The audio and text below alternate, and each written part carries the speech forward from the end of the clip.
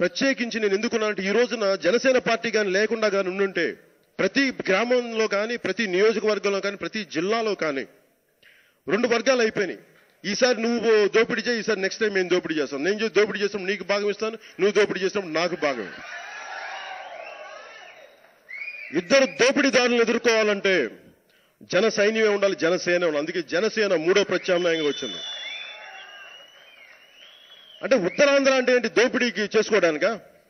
అంటే ఇక్కడ చెరువులు కబ్జాలు అవుతాయి అంటే మెల్లిగా చెరువులు పూడికలు తీయరు.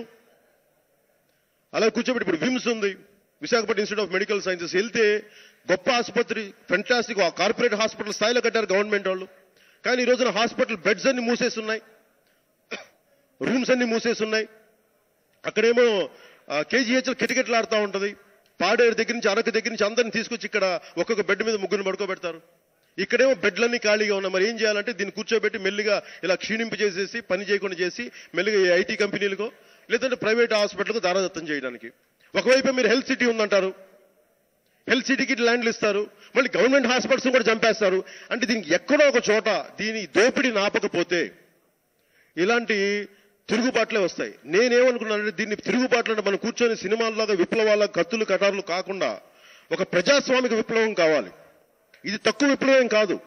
దెబ్బలు తినడానికి సిద్ధంగా ఉండాలి, రక్తం కార్చడానికి, రక్తం చిందించడానికి సిద్ధంగా ఉండాలి. అన్నింటికి ప్రాణాలు పోగొట్టడం ఆఖరి అస్త్రం.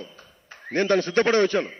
కానీ వీటన్నిటికంటే కూడా చాలా బలంగా వాదనని, మన దోపిడీని చెప్పగలిగి నిలవరించగలిగే స్థాయిలో ఆత్మస్థైర్యం ప్రతి ఒక్క జన సైనికుడికి పేరు పేరున ఉండాలని మనస్ఫూర్తిగా కోరుకుంటున్నాను.